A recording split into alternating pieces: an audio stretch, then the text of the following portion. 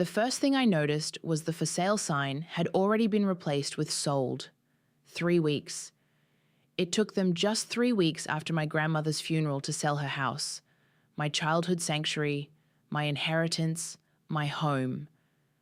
My name is Angela, and I'm standing here wondering how my family managed to betray me so completely while I was still choosing flower arrangements for grand service. Angela, sweetheart.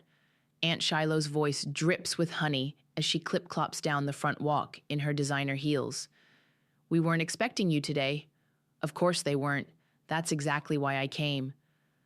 The house sold so quickly, I say, keeping my voice steady. I didn't even know it was on the market. Uncle Bruce appears behind her, hands in his pockets, rocking on his heels like he always does when he's nervous. Well, you know how these things go. Estate matters, probate court, it's all very complicated. We had to move quickly to settle things properly. I watch a moving truck pull up to the curb. 2 men hop out and head toward the front door, passing right between us. Careful with those boxes, Shiloh calls out, then turns back to me. We've been clearing out the old furniture, donating what we can, of course. My throat tightens. Grand's furniture? But there are family heirlooms. All being properly distributed, Bruce cuts in. Your cousin Fred has been helping catalog everything. Fred, the same cousin who once pawned Grand's silver for gambling money. That Fred. I'd like to see the will, I say quietly. Shiloh's smile doesn't waver, but her eyes harden. Oh, honey, there's no need for all that. Everything was done by the book. We're family. We take care of our own. A crash from inside makes us all jump. One of the movers calls out an apology. That better not have been the Victorian mirror, Shiloh snaps, hurrying inside. I follow her, my heart pounding as I take in the gutted rooms.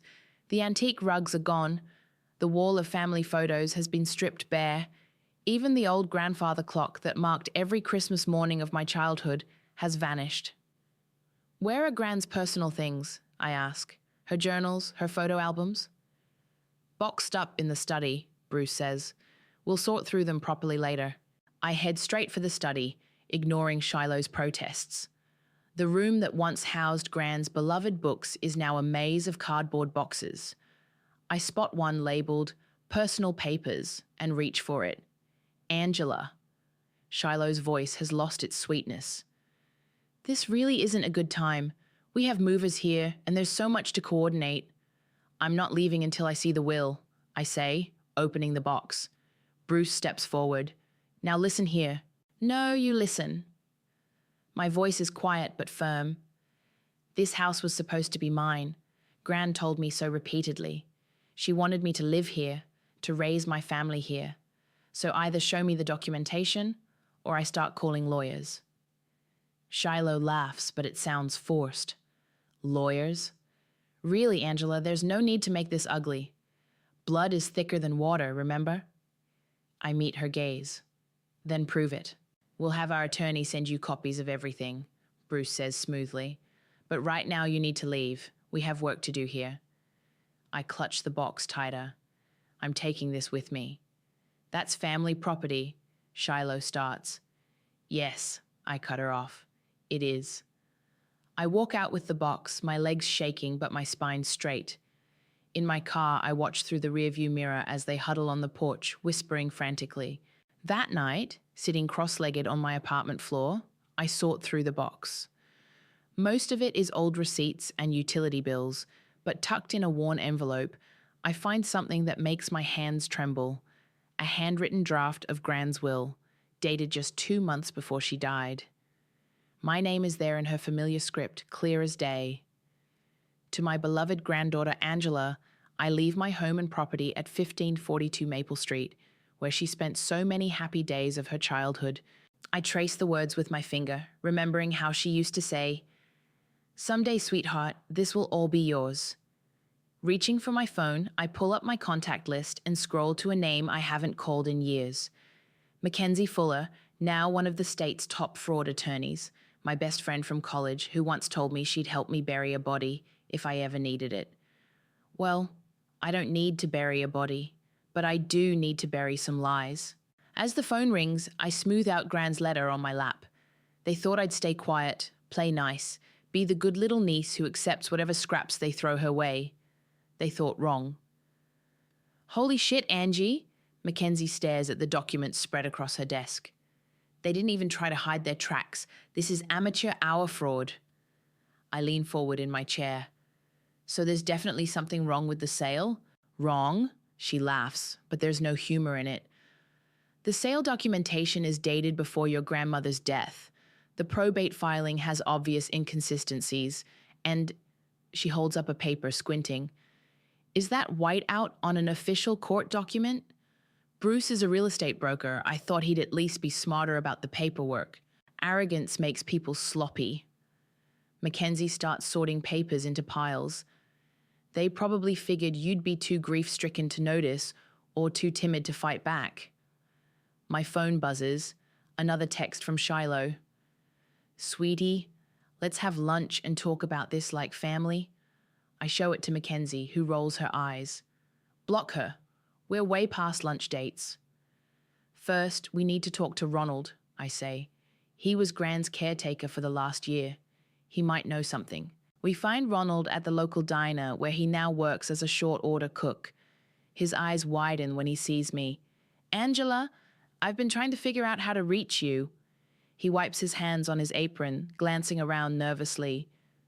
Your uncle, he came by last week, told me to forget about my last paycheck and keep my mouth shut about everything. Mackenzie pulls out her phone. Mind if I record this conversation? Ronald shakes his head. Look, your grandmother wasn't just my employer. She was kind to me, treated me like family. What they did, he swallows hard. It ain't right. What exactly did they do? I ask. About 2 months before she passed, your grandmother called me into her study. Said she had a feeling something wasn't right with your aunt and uncle's visits. Asked me to start keeping a log of who came and went, what they looked through when they thought no one was watching. Mackenzie leans forward. Do you still have this log? Better. Ronald's voice drops. I have videos. Your grandmother had me install security cameras in her study and bedroom. Said she was worried they'd try to move things around if she got too sick to notice. My hands start shaking. Did they? Oh, yeah. The day after she died, before anyone else got there, they were in that house for hours, moving papers, going through her safe. I've got it all on tape. Mackenzie's smile turns predatory. Ronald, you're about to become my favorite witness. Back at her office, we watch the footage. My stomach turns as I see Shiloh and Bruce rifling through Gran's belongings, stuffing documents into their pockets, replacing files in her safe. Look at the timestamp, Mackenzie points. This was before the official estate inventory. Everything they took, everything they moved. It's all illegal interference with an estate. There's more, I say quietly. Gran's old attorney, Myla. She called me yesterday, said she was suddenly dismissed from handling the estate 3 months ago. Bruce brought in his own lawyer instead. Of course he did. Mackenzie starts typing furiously on her laptop. Public records show the house sold for well below market value. Want to bet the difference was pocketed in cash? My phone buzzes again. This time it's my cousin Fred. Hey cuz, heard you're causing drama? Not cool? Family first, right? Family first, I mutter. That's their favorite weapon, isn't it? Using loyalty to cover up theft. Speaking of theft, Mackenzie turns her laptop around. I just pulled Bruce's real estate license records. Guess who's had 3 complaints of fraudulent sales in the past year? Before I can answer, Ronald calls. His voice is shaking. Angela, I was cleaning out my car and found something. Your grandmother gave me an envelope last month, made me promise to keep it safe. Said if anything happened to her, I should make sure you got it. 20 minutes later, we're in the diner parking lot. Ronald hands me a sealed envelope, his hands trembling. I'm sorry I didn't give it to you sooner. After she passed, with everything happening so fast, I got scared. But seeing them sell that house out from under you, that's not what she wanted, not at all. Inside the envelope is a document that makes my heart stop. A complete, notarized will, dated just weeks before Gran died. It leaves everything, the house, the assets, everything to me. This is what they were looking for, Mackenzie whispers, reading over my shoulder. This is why they move so fast with the sale. They knew this will existed. I stare at Gran's signature, remembering her words. Someday, sweetheart, this will all be yours. Mackenzie? My voice is steady now, cold with purpose. How quickly can we file a lawsuit? She grins, already pulling out her phone. Give me 48 hours. We're going to rain holy hell on their parade. Ronald squeezes my shoulder. Your grandmother would be proud. She always said you were stronger than they knew. Looking at the will in my hands, I finally understand what Gran meant. They thought I was weak because I was quiet. They mistook kindness for cowardice. Time to show them just how wrong they were. Mila's law office smells like old books and coffee. She hasn't changed since the last time I saw her at Gran's Christmas party 2 years ago. Same steel gray hair, same sharp eyes behind wire-rimmed glasses. I've been waiting for you, she says, gesturing to a chair, though I expected you sooner. I had to gather evidence first. I place Ronald's envelope on her desk. Did you know about this will? She picks it up, examining the seal. I helped her draft it, but before we could file it, she sighs heavily. Your aunt and uncle showed up with their attorney, claiming your grandmother wanted to make changes. Next thing I knew, I was dismissed. Just like that? After 20 years as her lawyer? Bruce said she'd signed papers requesting the change. I had my doubts, but she opens a drawer, pulls out a file. These are copies of everything I handled for your grandmother in the last year, including some interesting notes about your aunt's spending habits. Mackenzie, sitting beside me, starts flipping through the papers. Did you know they were planning to sell the house? Planning? Mila's laugh is bitter. They had a buyer lined up 3 months before she died. I overheard Bruce on the phone in the hallway. That's when I started keeping records. My phone buzzes. Fred again. Mom's really upset. Says you're threatening legal action? Not cool, Angela. Family matters should stay in the family. Family matters, I mutter, showing Mackenzie the text. Speaking of family, Mila says quietly, have you talked to your mother? The question hits like a punch to the gut. Violet? She left when I was 12. Haven't heard from her since. Maybe you should. Mila pulls another file from her drawer. Your grandmother kept a separate record of everything that happened back then, things your aunt and uncle didn't want getting out. Before I can respond, my phone rings. It's Ronald, his voice urgent. Angela? Bruce just left the diner. He was asking questions about your grandmother's last few days, about her medication. Mackenzie's head snaps up. What kind of questions? Whether she seemed confused, whether she knew what she was signing. He tried to get me to sign a statement saying she wasn't in her right mind near the end. My blood runs cold. Did you sign it?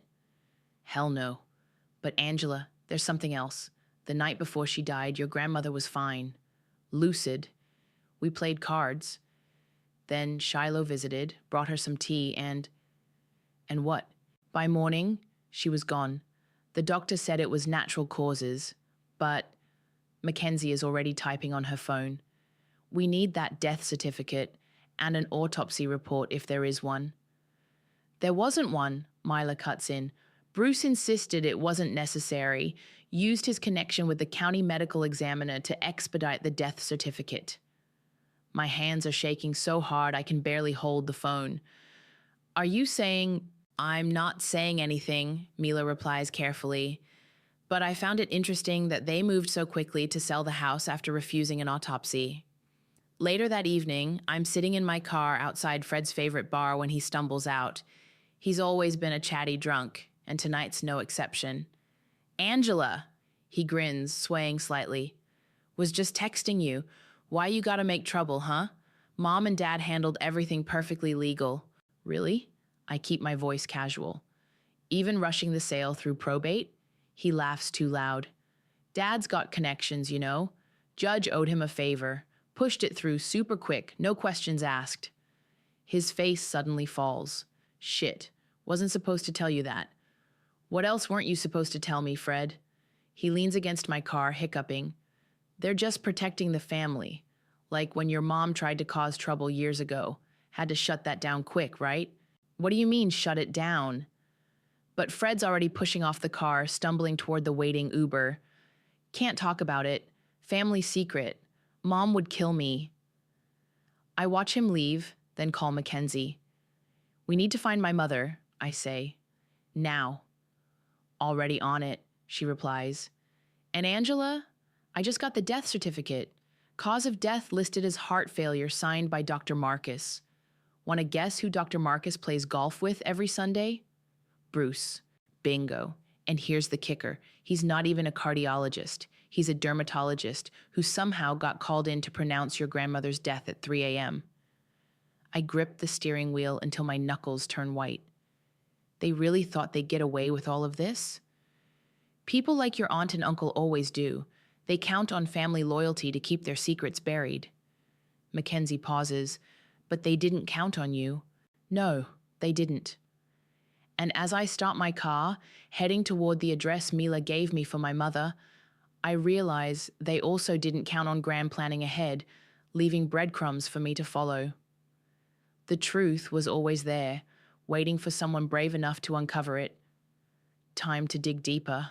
My mother lives in a small yellow house with a garden full of sunflowers. When she opens the door, I almost don't recognize her.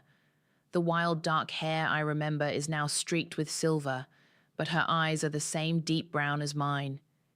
Angela? Her voice breaks. Oh my God.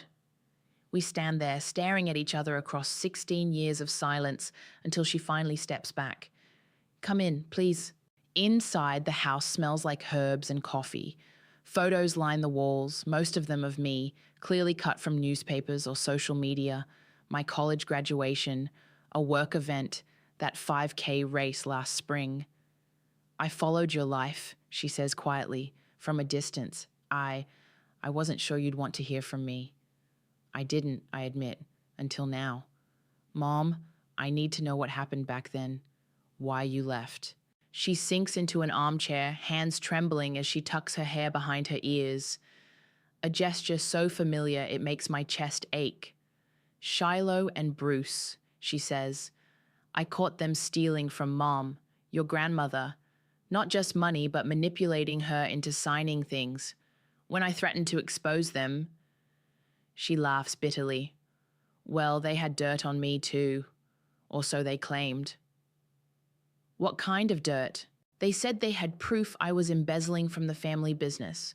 Forged documents, fake bank statements. Bruce had friends in the DA's office. They made it clear, leave quietly or face prosecution. My phone buzzes.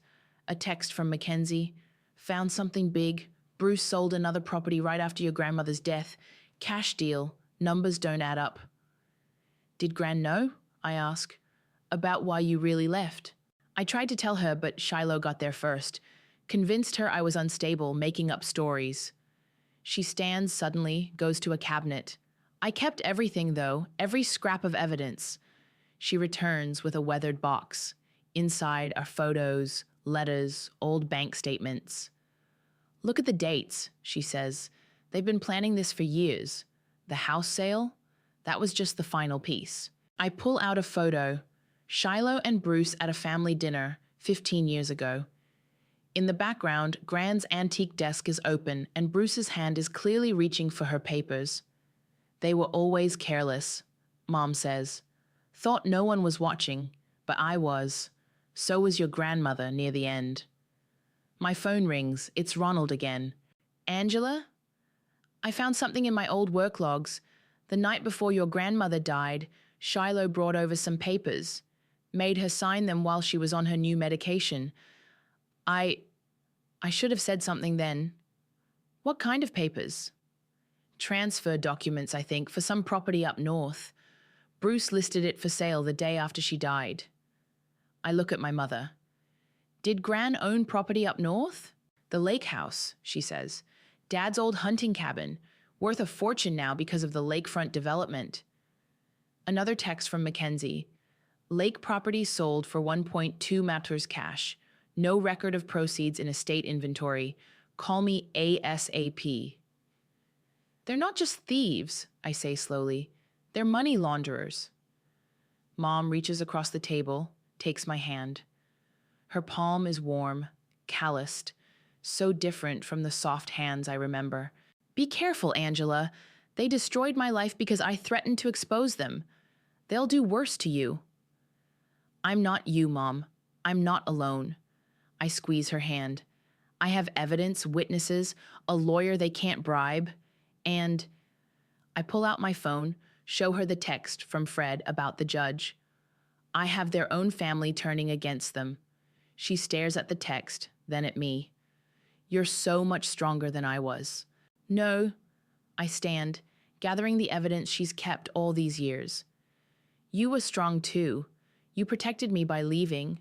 But now it's my turn to fight back. My phone buzzes again. This time it's Shiloh. Heard you've been asking questions about your mother. Careful, dear. Some stones are better left unturned. I show Mom the message. She laughs, a real laugh this time. Still using the same old threats, she says. You know what your grandmother told me the last time I saw her? Violet, we were wrong to stay quiet. The truth always finds its way out. Looking at the box of evidence in my hands, at the mother I'm finally beginning to understand, I feel something shift inside me. Not just anger now, but purpose. Mom, want to help me take them down? Her smile is fierce, familiar. Thought you'd never ask. As we head to my car, carrying decades of carefully preserved evidence, I think about Gran's words. The truth always finds its way out. But sometimes I realize it needs a little help breaking free. Your aunt and uncle are going to lose their minds, Mackenzie says, spreading documents across her conference room table. We've got fraudulent property transfers, evidence of money laundering, witness testimony about coercion, and now proof they rushed your grandmother's death certificate. Mom points to a stack of papers. Don't forget the forged signatures. I worked at a bank for 15 years after I left. I can testify as an expert witness about document authentication. My phone rings. It's Bruce. Put it on speaker, Mackenzie mouths, already hitting record on her phone. Angela. Bruce's voice is tight. We need to talk about what you're doing. What am I doing, Uncle Bruce? Don't play cute. Ronald called, said you've been asking questions, making accusations. This needs to stop. Or what? Or things will get very uncomfortable for everyone, including your mother. He pauses. How is Violet, by the way? Still living in that shabby little house on Pine Street? Mom's face goes pale, but she grabs a pen, scribbles on a notepad. He's been watching me. Are you threatening my mother, Bruce? Threatening? No, just concerned about family harmony. Speaking of which, I have some interesting documents about her time at the family business. Records that could raise questions with the authorities. You mean the forged documents you used to force her out 16 years ago? Silence on the line, then, you're in over your head, Angela. Back off now, or what? I cut in. You'll forge more documents? Bribe another doctor? Maybe rush through another fake probate hearing with your pet judge? More silence, then a new voice. Angela, honey? Shiloh. Family matters should stay private. You're forcing us to what? Kill me like you killed Gran? A sharp intake of breath. How dare you? Your grandmother died of natural causes. Really? Because Ronald's security footage shows you bringing her special tea that night. The same night Dr. Marcus, Bruce's golf buddy, conveniently showed up to sign a death certificate without an autopsy. You little bitch, Shiloh hisses. You have no idea what you're... Mackenzie grabs the phone. This is Mackenzie Fuller, Angela's attorney. Any further contact with my client should go through me. And if anything happens to Angela, her mother, or Ronald, the evidence we've gathered goes straight to the FBI. She ends the call. Mom's hands are shaking. They'll come after us hard now, she whispers. Let them. Mackenzie starts sorting papers into folders. We file the lawsuit tomorrow morning. Civil charges for fraud, criminal complaints for the death certificate irregularities, and a separate motion about the probate corruption. My phone buzzes with texts. Fred, Mom's crying, hope you're happy. Cousin Caden, you're making a huge mistake. Bruce, final warning, drop this. Then Ronald calls, panicking. Bruce just showed up at the diner, threatened to report me for stealing from your grandmother if I testify. I recorded everything on my phone, but Angela, I'm scared. Pack a bag, Mackenzie tells him. My brother runs a security firm. He'll put you somewhere safe until the hearing. Mom squeezes my hand. We should be careful too. They're not above violence when cornered. Already handled, Mackenzie says. I've got a PI watching both your houses, documenting every move they make.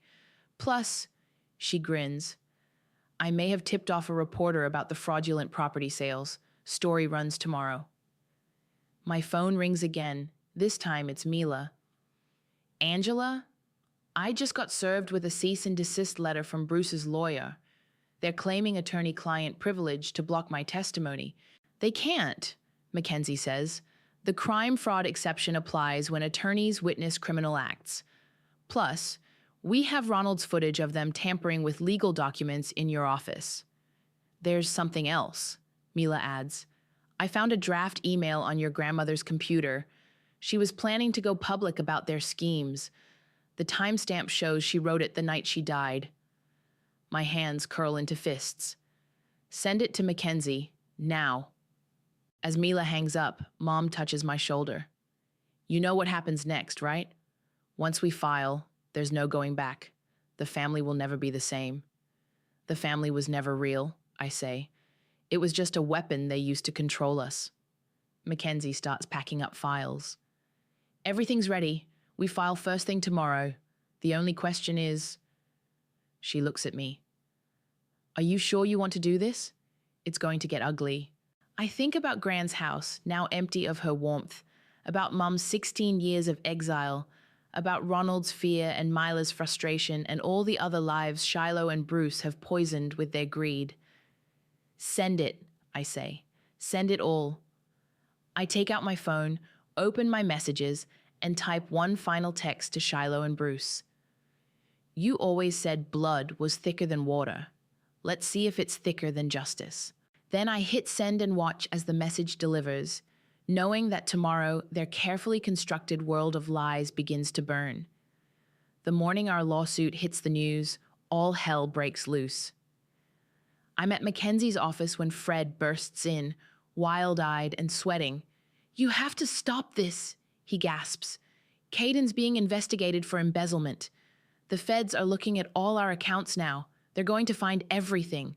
Mackenzie doesn't even look up from her computer. That sounds like a you problem, Fred. You don't understand. He slumps into a chair. Dad's been running money through Caden's accounts. The house sale, the lake property, it's all connected to some development scheme. If this gets out... My phone starts buzzing with notifications. The local news has picked up the story. Prominent real estate broker accused of elder abuse and fraud. Jesus, Fred mutters, looking at his own phone. Mom's having a breakdown. She's threatening to expose Dad's other deals if he doesn't fix this.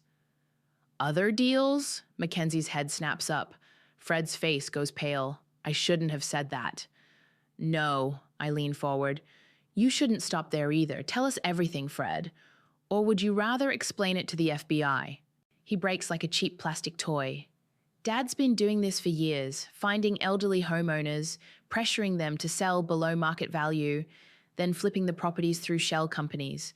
Aunt Shiloh helps by befriending the targets, gaining their trust. And Caden launders the profits, Mackenzie finishes, through his investment firm. Fred nods miserably. Gran figured it out. That's why they had to move so fast after she... He stops, looking sick. After they killed her? I say quietly. I didn't know about that part, I swear. But yeah, probably. They couldn't risk her talking. My phone rings. It's Mom. Turn on the news, now. Mackenzie grabs the remote, flips to the local station. There's Caden being led out of his office in handcuffs. The ticker reads, "Breaking, investment broker arrested in multi-million-dollar fraud scheme." "Holy shit," Fred whispers. Then another call. Ronald. "Angela, Bruce just tried to break into my apartment. The security guys caught him, but he was carrying a USB drive. Said he needed to retrieve some files from my computer." "The security footage," Mackenzie says. "He's desperate to destroy evidence." My phone pings with an email from Mila. "Shiloh just called, hysterical. Says Bruce emptied their accounts and disappeared. She wants to make a deal." "No deals," I tell Mackenzie. "Not after what they did to Gran." Fred stands up, shaking. "I need to get out of here. If Dad's running, the feds will come for all of us next." "Sit down," Mackenzie orders. "You're not going anywhere until you make a formal statement." He does, spilling everything. The fraud scheme, the property thefts, the money laundering. By the time he's done, he's crying. "I'm sorry, Angela, I knew it was wrong, but they're my parents, you know?" "They're criminals," I correct him. "And you helped them." My phone buzzes again. A text from an unknown number. "This is Detective Rivera. We need to speak with you about Bruce Wallace's real estate dealings and your grandmother's death." Mackenzie reads the text over my shoulder. "It's happening. The whole house of cards is falling." Then suddenly, Shiloh herself bursts into the office, mascara running down her face. "You!" she shrieks at me. "You've destroyed everything. Bruce is gone. Caden's arrested. Our accounts are frozen." "You destroyed everything yourself," I cut in, "when you decided money was worth more than family, worth more than Gran's life." "That tea was just supposed to make her sleep," Shiloh screams, then claps her hand over her mouth, realizing what she's just admitted. Fred goes pale. "Mom, what did you do?" But Mackenzie's already hitting stop on her phone's recording app, a predatory smile on her face. "Got it. Detective Rivera will be very interested in that confession." Shiloh crumples to the floor, sobbing. "It wasn't supposed to go this far. Bruce said we just needed to keep her quiet until the deals went through, but she wouldn't stop asking questions." I stand up, looking down at my aunt. This woman who helped kill my grandmother, who drove my mother away, who thought she could steal my inheritance and get away with it. "You always told me blood was thicker than water," I say quietly. "But you know what's thicker than both? The walls of a prison cell." As if on cue, 2 police officers appear in the doorway. "Shiloh Wallace, we need you to come with us." Watching them lead her away, I feel no satisfaction, no triumph. Just a deep, aching certainty that justice, like karma, may be slow, but it always arrives eventually. Fred looks at me, tears streaming down his face. What happens now? Now? I check my phone as another news alert pops up. Now we watch it all burn. The courthouse is packed. Every local news station has sent reporters, their cameras trained on the front row where Shiloh sits in a designer suit that can't hide her trembling hands. Bruce's chair remains empty. He's still on the run, his face plastered across wanted posters. "All rise," the bailiff calls out. Judge Martinez looks exactly like what she is, a no-nonsense federal judge who's seen it all and suffers no fools. Her eyes sweep the courtroom before landing on me. "Ms. Angela, please approach the stand." As I walk forward, I catch Mom's encouraging nod from the gallery. Mackenzie gives me a subtle thumbs up as I'm sworn in. "Please tell the court about your grandmother's last days," the prosecutor begins. I describe everything: the suspicious tea, the rushed death certificate, the hidden will, the property sales. With each detail, Shiloh seems to shrink smaller in her seat. "And you have evidence of these claims?" "Yes," my voice stays steady. "Security footage from Ronald showing them tampering with documents, bank records proving the fraudulent sales, witness statements about their property scheme, and..." I take a deep breath. "A recorded confession from my aunt about the tea they gave my grandmother the night she died." The prosecutor plays the recording. Shiloh's voice fills the courtroom.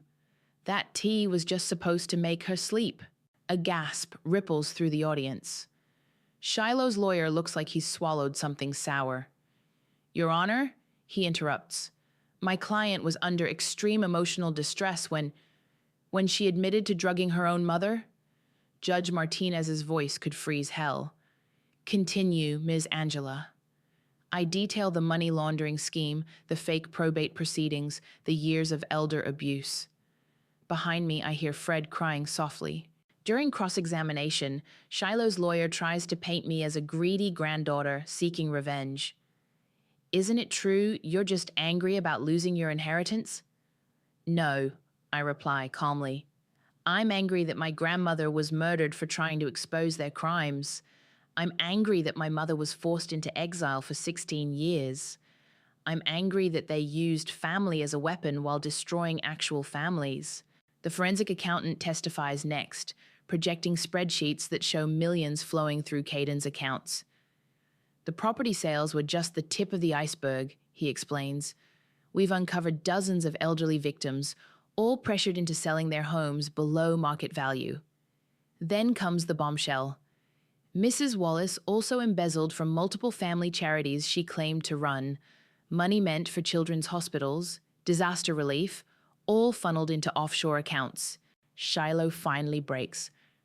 It was Bruce's idea, she shrieks, jumping up. He handled everything. I just did what he told me to. Mrs. Wallace, Judge Martinez cuts in sharply, sit down or be removed. The prosecution calls their final witness, Dr. Marcus, the dermatologist who signed Grant's death certificate. He's already cut a deal, and his testimony is devastating.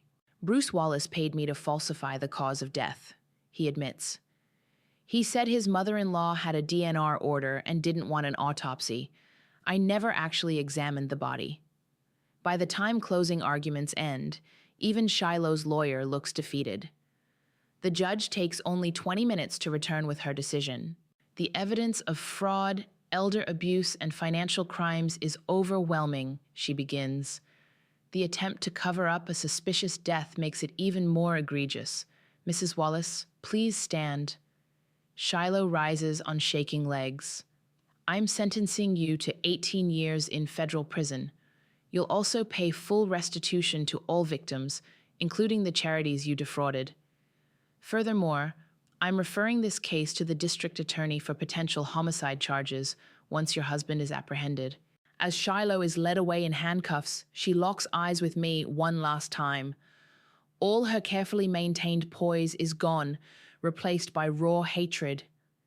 You'll regret this, she hisses as the bailiff pulls her past. Family should protect family.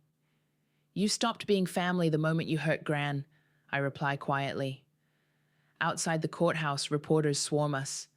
Mackenzie handles the questions while Mom squeezes my hand. Ronald stands nearby with the security team, finally able to relax. My phone buzzes with a text from Fred. They're extraditing Caden tomorrow. Dad's been spotted in Mexico. It's really over. Not quite, Mackenzie says, reading over my shoulder. We still have the civil suit to restore your inheritance. Plus, the FBI's investigating 3 more properties Bruce sold under suspicious circumstances. Mom touches my cheek. Your grandmother would be so proud of you. Looking at the courthouse steps where justice was finally served, I think about Gran's last email, the one she wrote the night she died. The truth cannot stay buried forever. Someone brave enough will always dig it up. She was right. The truth found its way out, carried by the very people Shiloh and Bruce thought they could silence forever. Let's go home, I tell Mom. We have a house to reclaim. The key still fits the lock. I pause on Gran's front porch, my front porch now, watching the morning sun paint shadows through the maple trees she loved so much. Need company? Mom asks from behind me. I shake my head. I need to do this part alone. Inside, the house is empty except for dust and echoes. The moving company cleared out everything Shiloh and Bruce had stored here after their arrest. Now it's just walls and memories, waiting to be filled again. My phone buzzes. A news alert. Fugitive real estate broker captured in Mexico. There's a photo of Bruce in handcuffs, his country club tan faded, his arrogance finally broken. Another text follows from Mackenzie. Bruce is singing like a canary, trading information about other fraud schemes for a lighter sentence. Shiloh's lawyer is already pushing for a deal too. I walk through the kitchen where Gran taught me to bake cookies, past the living room where we'd watch old movies together, up the creaking stairs to her bedroom, where the last cup of special tea still left a ring on the bedside table. A knock at the door startles me. It's Ronald holding a cardboard box. "Found these in my storage unit," he says. "Your grandmother gave them to me for safekeeping about a week before. You know." Inside the box are photo albums, journals, and a sealed envelope with my name on it. My hands shake as I open it. "My dearest Angela." Gran's familiar handwriting brings tears to my eyes. "If you're reading this, then my suspicions about Shiloh and Bruce were correct. I'm sorry I couldn't protect you from what was coming, but I knew you were strong enough to handle it. Stronger than they ever knew." Ronald clears his throat. "There's something else you should see." He leads me to the study, points to a loose floorboard under Gran's desk. Inside is a USB drive and another letter. "She showed me this hiding spot," he says, "made me promise to tell you about it if anything happened to her." My phone rings. It's Detective Rivera. "We found Bruce's laptop. The files confirm everything, the property scheme, the charity fraud, even emails discussing your grandmother's accident. The DA is upgrading the charges to second-degree murder." "Good," I say, then pause. "Detective, thank you for believing me when everyone said I should just let family handle it." "Family doesn't murder family," she replies simply. After she hangs up, I plug in the USB drive. It's filled with Gran's private recordings, conversations with Shiloh and Bruce where they threatened her, meetings with scared elderly homeowners, phone calls about the charity money. She documented everything. "She knew," I whisper. "She was building a case against them. And now you finished what she started," Mom says from the doorway. She's carrying cleaning supplies and paint samples. "Ready to bring this house back to life?"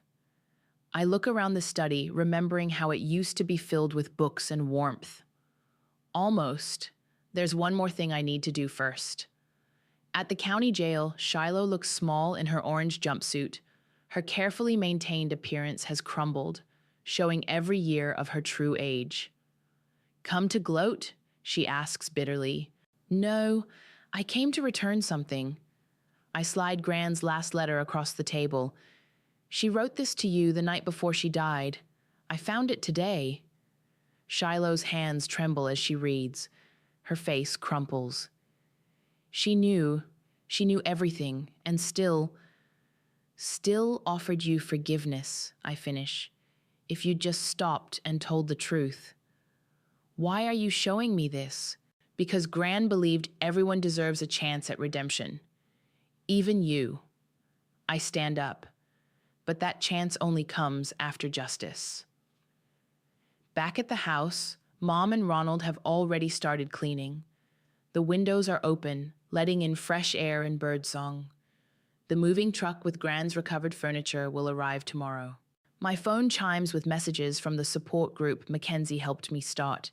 Other families affected by elder fraud, sharing stories and healing together. We've already helped 3 cases get reopened. "Hey," Mom calls from upstairs. "Found something you should see."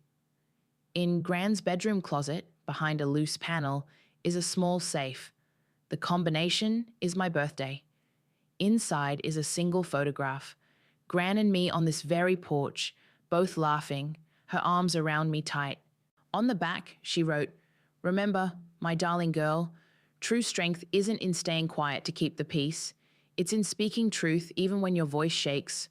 This house is your sanctuary. Fill it with love and justice in equal measure." I pin the photo to the wall where it belongs. Outside, the maple trees rustle in the breeze, their shadows dancing across clean floors, ready for new memories. "Welcome home, Gran," I whisper. I did it. I brought the truth into the light. And somewhere I swear I can hear her laugh of approval on the wind.